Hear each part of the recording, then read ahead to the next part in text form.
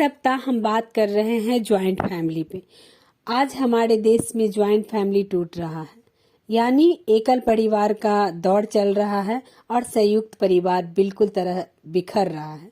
उसका बिखरने का क्या कारण है, उस पर मैंने 2-3 रील्स बनाए हैं, वीडियो भी बनाए हैं।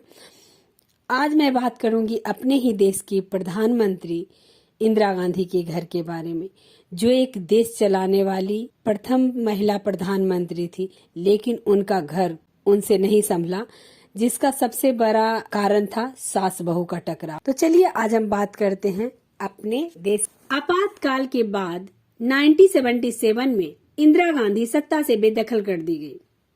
आम चुनाव में हार के बाद इंदिरा गांधी अपने बहू और पोते पोतियों के साथ एक छोटे से घर में शिफ्ट हो गई।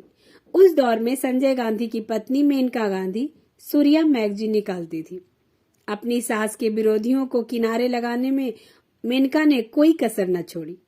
मैगजीन में इंदिरा गांधी के विरोधियों के बारे में एक के बाद एक खुलासे छप रहे थे। मेनका की दिलचस्पी राजनीति में थी, यह बात किसी से छिपी नहीं थी। जैसा कि हर घर में होता है कि 2-3 बहुएं हो तो कोई ज्यादा सास की प्रिय होती हैं, कोई बेटा ज्यादा माँ के प्रिय होता है, वैसा ही इंदिरा गांधी के घर में भी था। सोनिया गांधी ज्यादा भाने लगी थी इंदिरा गांधी को।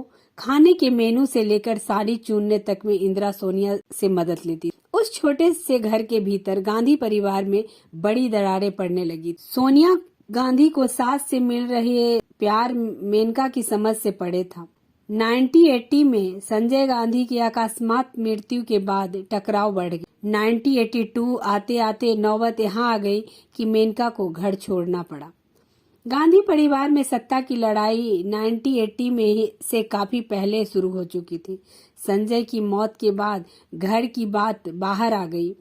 घर में झगड़े पहले भी हुआ करते थे।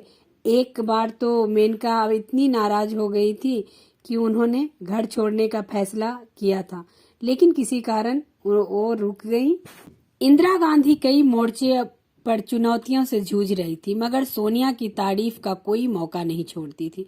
सोनिया के प्रति इंदिरा का ऐसा रवैया मेनका को रास नहीं आया। आखिर वह भी तो सूर्या मैगजीन के जरिए सास की बहुत मदद कर रही थी, लेकिन उसकी मदद शायद इंदिरा गांधी को नहीं दिख रहा था। ऐसा नहीं है कि सोनिया और मेनका के रिश्ते हमेशा ही खराब रहे। जनवरी 1980 में इंदिरा गांधी फिर प्रधानमंत्री बनी। परिवार एक सफदरजंग रोड स्थित आवास में शिफ्ट हुआ।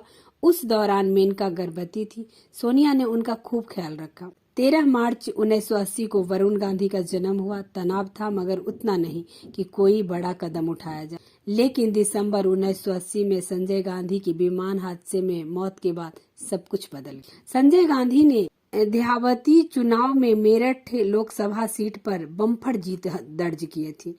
उनकी अचानक मौत के बाद इंदिरा टूट गई। किदई लिखते हैं कि संजय की मौत के लिए इंदिरा कभी खुद को जिम्मेदार तो कभी मेनका गांधी को जिम्मेदार ठहराती थी।